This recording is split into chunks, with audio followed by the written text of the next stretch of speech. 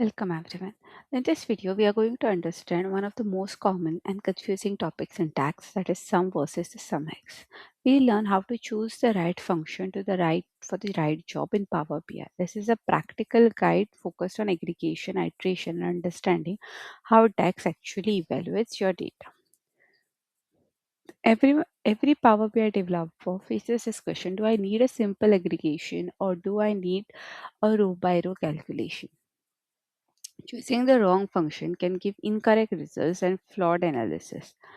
To understand this clearly, we'll use a simple sales table with units sold and unit price.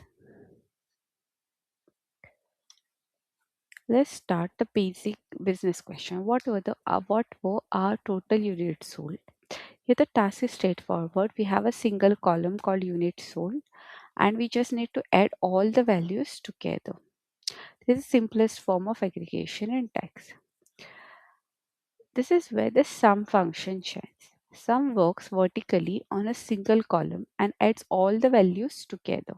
It ignores other columns and produces one clean total for simple column totals. Sum is efficient, fast, and the correct choice. Let's break down the sum formula. We define a measure name, use the sum function, specify the table name, and select the column to be summed. That's it. The syntax is simple because the logic is simple. To implement sum in Power BI, go to the Table Tools tab and create a new measure. Type your sum formula in the formula bar, press enter, and drag the measure into a visual. This is a foundational skill every Power BI user must master. Now let's move to a more complex question. What is our total revenue? Revenue is not stored directly in a column. We must first calculate revenue for each row by multiplying units sold with the unit price and only then add the results.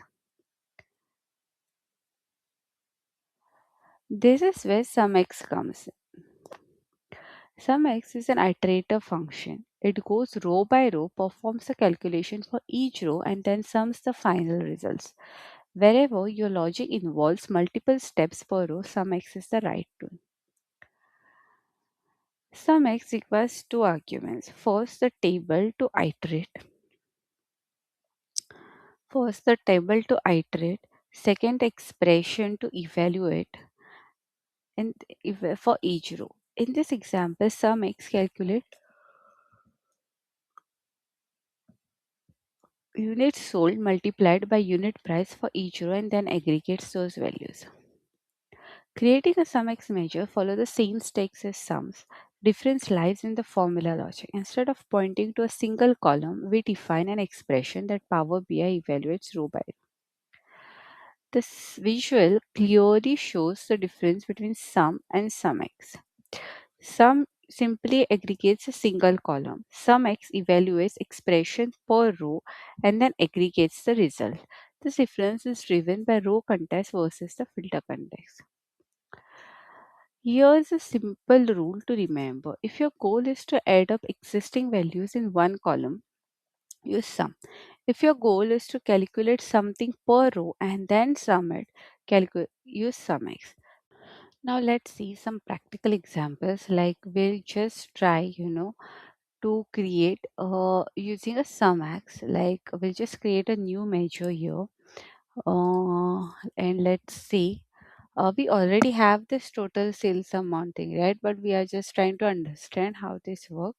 So sales amount total equal to, I'm saying, sum of sum x.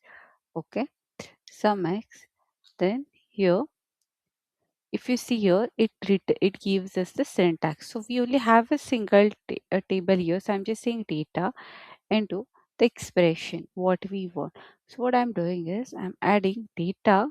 Sorry, we'll just go for quantity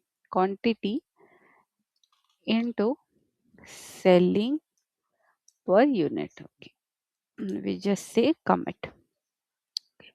So you can just see here the sales part has come. So we'll just use a card here and we'll see if you know This is what? See, this is giving us 5 million, right? And we have already seen that total sales. Okay, this is with that card, and we'll just use this total sales.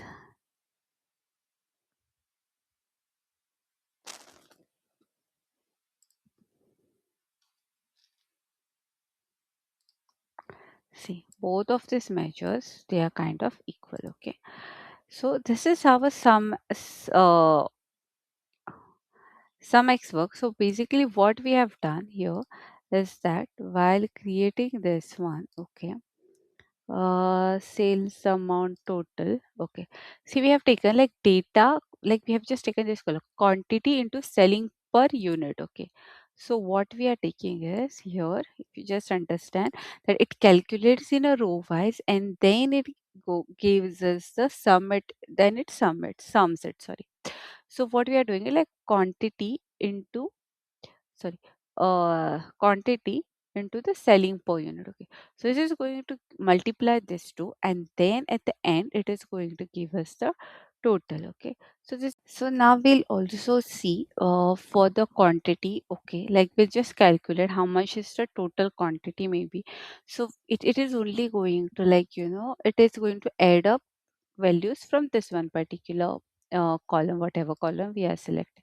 So I'll just go here and create a new measure, and I'll say total quantity equal to sum of quantity. Okay, close the parenthesis and enter. Okay. So here we'll see total. Okay. So we'll just place a cart and I'll just say quantity. So 5161 is our total quantity. Okay. So this is how basically the sum and sum x works. Sum is kind of a direct concept. It doesn't require much of the complicated formulas. It just calculates it for one particular row. And sum x, it is also quite simple, but just a little bit more, understanding or practice. So basically, sum x, it just calculates first per the row, calculated as per the row, and then it is going to sum it, okay, in the column form. So this is how both of the function works. Hope you guys have understood this. Thanks for